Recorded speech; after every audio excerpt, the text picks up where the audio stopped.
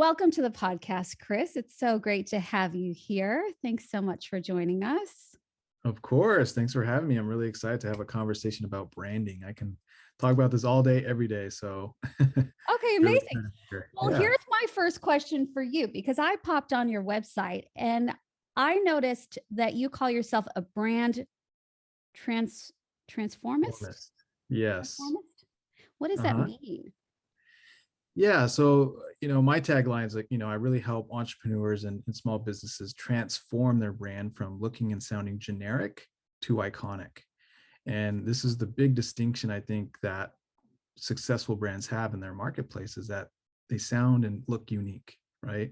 So that's what I do is I help, again, entrepreneurs or rising entrepreneurs and business owners really tap into how they can bring that uniqueness to life through their branding. And that could be through messaging and visuals and things like that.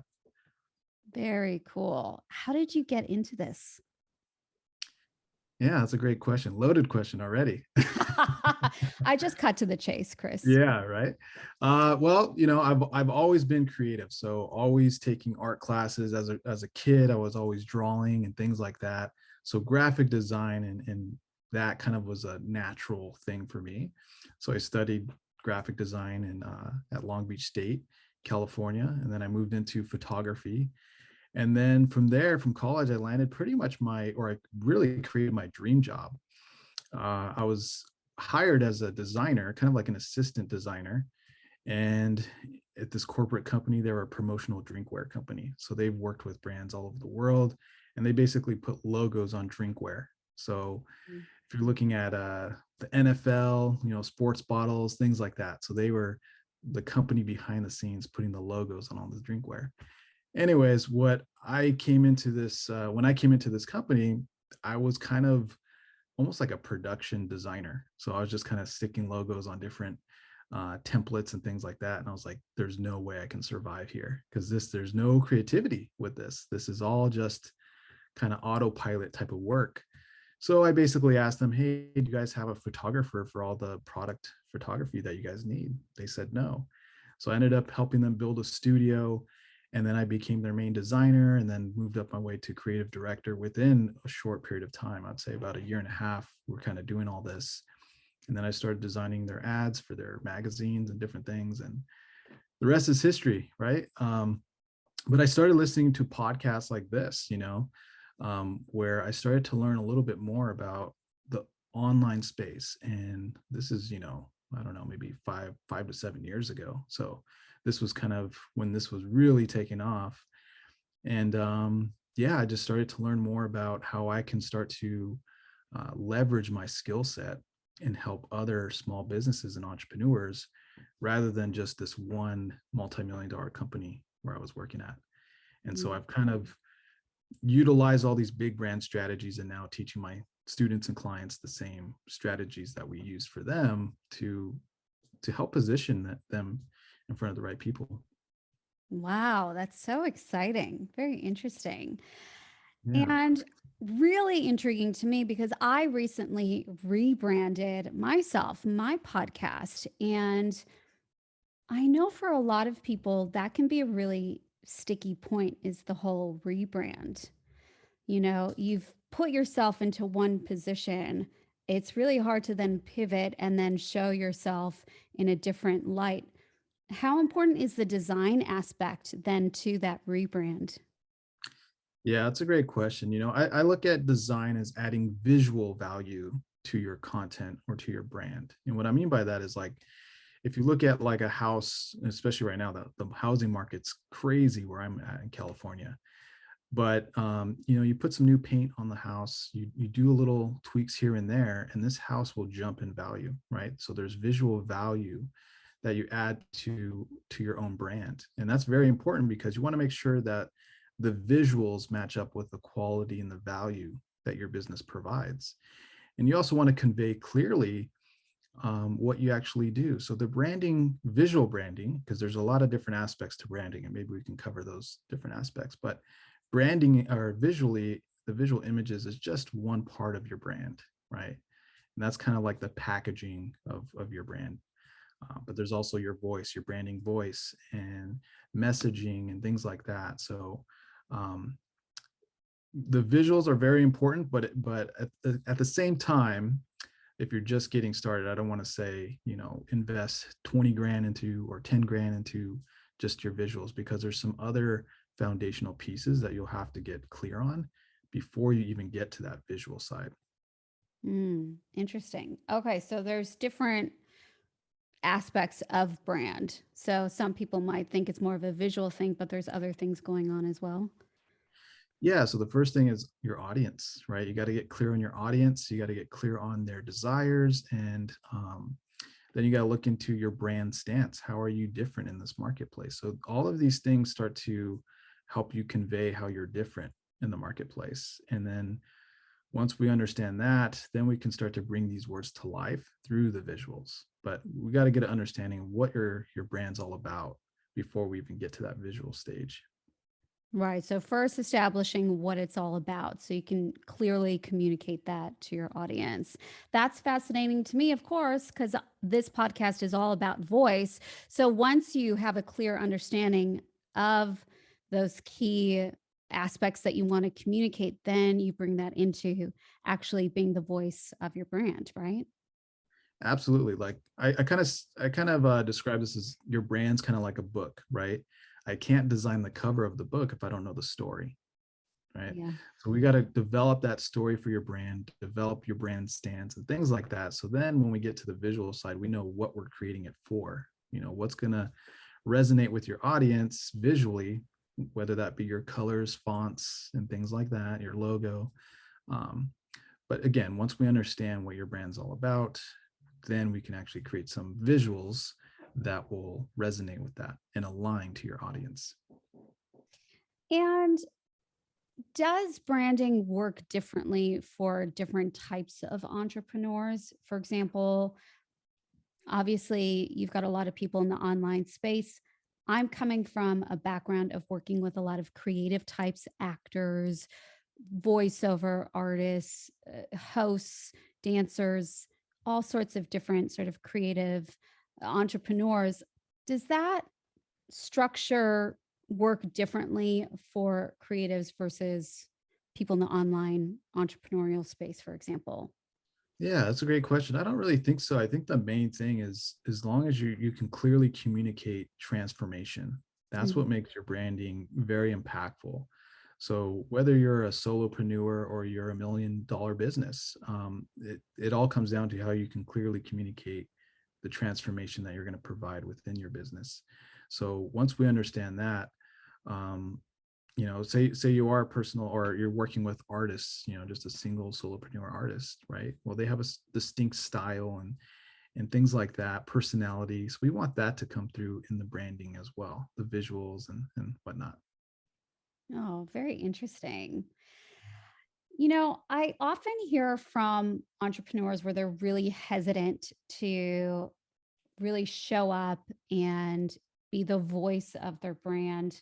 But why is it so important for them to clearly understand their brand and really bring that to the forefront as their business? How is that going to help them, or how would that hold them back if they're not really putting the attention into brand? Yeah, it's just in my opinion, it's just the foundational piece. You'll need to create content and to, have things to talk about like on podcasts and things like this. Mhm. Without having a foundation for your brand, it's going to be really hard to communicate what your brand and business does.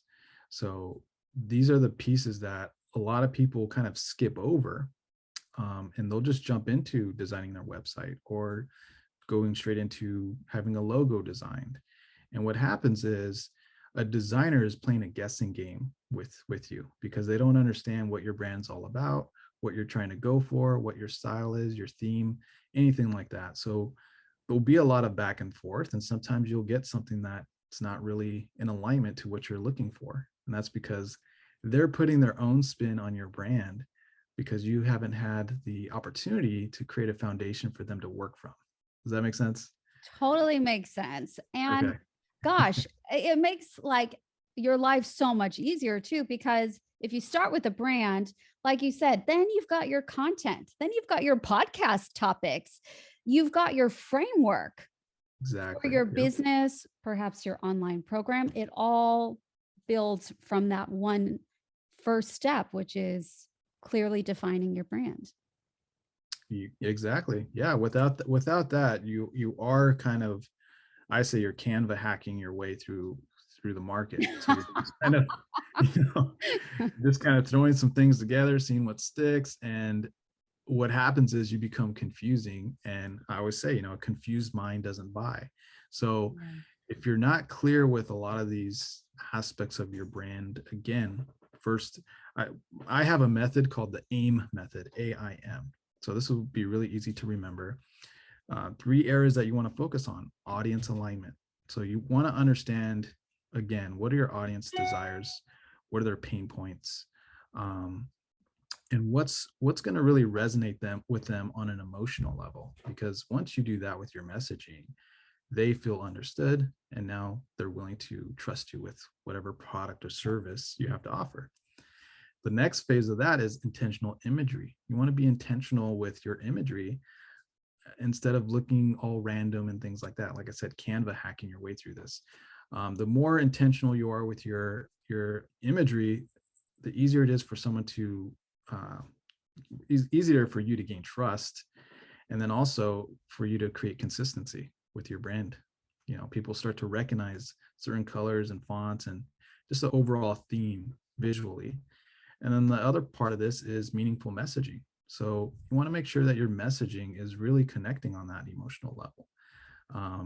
It's not all about benefits and things like that and features. It's really about how are you going to connect on this deep emotional level that really starts to trigger, their desires and in a future that they can see with your product or service. That's so good. That's great. It really simplifies it as well when we think it can be so overwhelming Mm, conceptualizing our brand, but if you can streamline it to those 3 areas, it makes it much easier, doesn't it? absolutely. Yeah. And it's interesting. I've worked with small business owners to multi-million dollar business owners. And this is a lot of what I do is it's funny because a lot of clients say it's like brand therapy, because we're talking this stuff out and we're uncovering a lot of the things that my clients want to convey. They just don't know how to communicate that yet. Mm. So once we dive deep into these conversations, my process is not here's a questionnaire and I'll read your answers and then I'll create something for you. It's more a collaborative experience. So we got to talk things out. And when you're in that flow state, you can communicate very authentically, right? So that's where I'm taking notes and things like that. So this process is not just, again, put some words together and we have a whole brand. We got to talk these things out if you really want to be intentional with what you're putting out there. Oh, this is very eye-opening for me as well. I love it. And so I was going to ask you, like, what are some of the mistakes that people are making with brand? But I've already realized it's what do you call it? The Canva hacking? Canva hacking, yeah.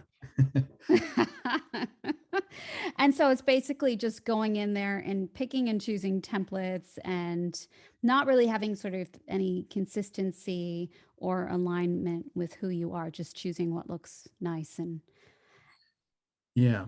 that what it is? Yeah. Yeah. I mean, the bottom line is like if you for visually, if you or even with your messaging, if you don't have any guidelines to work within, right? Mm, If you don't have a specific colors, specific fonts, a specific style of imagery, um, you are going to have an inconsistent looking brand, right? yeah. And I don't want to say, um, finding templates on Canva is a bad thing, because you can customize those templates. I Yep. even do. But we want to make sure that those have your brand colors and your brand fonts and things like that. So, you can kind of look at this as like, I look at like a website or your social media presence as like the icing on the cake, right? That's the last thing that you're going to produce. But there's so many different layers that you're going to need to focus on. Like I said, those 3 layers that we talked about. And there's all the ingredients we're going to need to build that cake, to bake that cake. which are, like I said, your fonts, your colors, and all of these other elements. So you got to have the ingredients before you start baking your cake, which would be that website or whatever it's going to be. So even in your fonts, like you can be specific with your fonts being in line with your brand. Like there's certain fonts that work better for someone than another person. Absolutely. It's pretty crazy to think, but fonts actually evoke emotion as well. What? Okay, Yeah. explain. So if you look at, let's say, like a very whimsical font, right? Very curly letters and things like that, that's going to feel very feminine, right? Yeah, yeah. Very feminine, very light, especially if it's light, thin lines and things like that. So that's going to invoke certain emotions that, again, are going to feel a little more feminine, soft, whimsical. And again, these are what I call trigger words, like just Mm, words. What words can we use to describe the look and the feel of something? Compared to, if you look at my brand, I kind of use like a brush stroke for yeah. some of the things that and you'll notice my backgrounds have brush strokes and things like that. So what does that convey? That's going to convey more creativeness and free flow and expressiveness and things like that. So, and if you look at other fonts that are very traditional looking, which are called serif fonts, so they have like the points Mm. at the end of the fonts, those are going to feel a little more luxurious or a little more established or traditional. So those are the types of things that are uh, connected to those different types of fonts. That's so cool.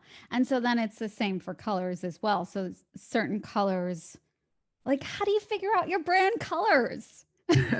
Yeah, well, there's definitely a process, but take this for an example. This is, red is not going to be a color that dentists use, right? Yeah.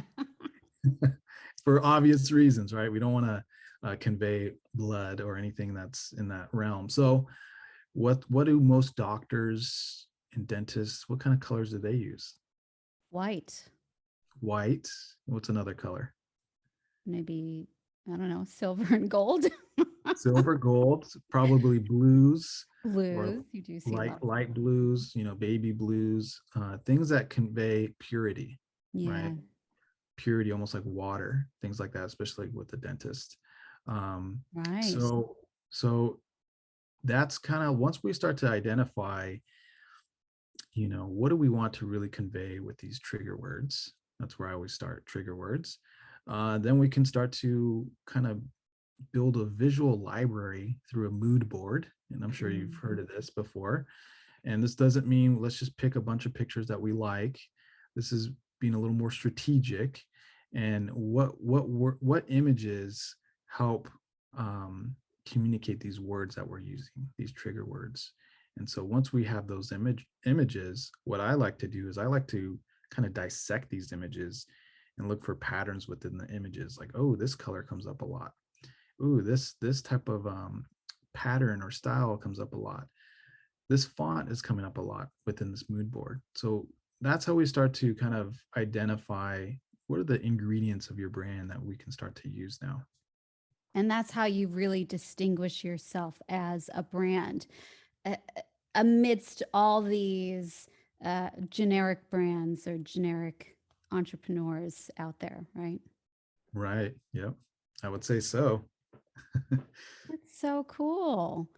This is all very fascinating. It's a whole new world that I've never really thought about until I rebranded. And I would assume that I'm probably not the only one, that there's a lot of people out there don't really think about it, right? Until what? Like when did people normally come to you to seek your expertise? At what stage? Yeah, I would say it's a variety of stages, but I will say that branding is kind of the last thing on a business owner's priority list, Mm. which it should be their first. And the reason why it is their last is because they think it's just when I get to a certain level, then I can look a certain way. And so But if you're just sorry to interrupt you. That's exciting. yeah. So if we do the opposite, like let's say you're just starting out and you make brand your first priority, how can that transform somebody's business right from the get-go instead of waiting till the end? Are they saving a lot of time by doing that, I bet? Absolutely. I mean, the clarity you're going to have going through a process like this is it's almost there's no price point you can really put on it, because you're coming out the gate um, looking and sounding unique, and you're coming out the gate with almost like a strategy to attract the right people into your business.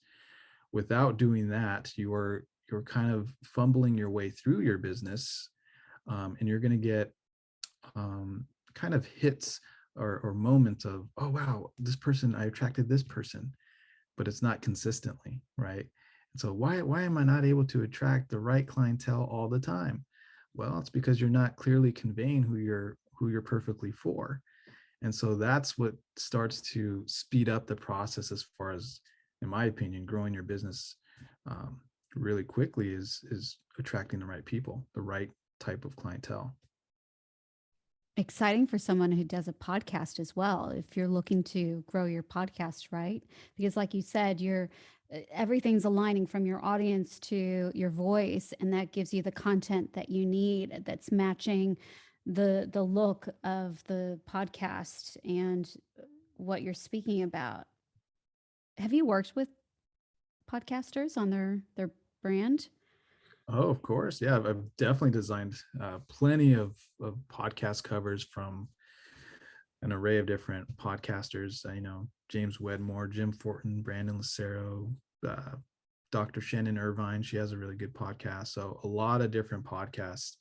And again, the principles of what I do are the same, or the framework of how we create all of these visuals are the same, whether we're designing a podcast or designing a full rebrand. It's really, we're following the same process. Yeah, and I can only imagine that that would have uh, increased their downloads, increased their subscribers, because it really is, from what I understand in the podcast world, is about that podcast art, and it's got to stand out, right? Amidst the 100%. all the different podcasts out there, how is yours going to, in a moment's notice, going to catch the attention of the listener and want them to subscribe and listen regularly to your podcast? What is it about that podcast art that grabs their attention and wants them to click on it?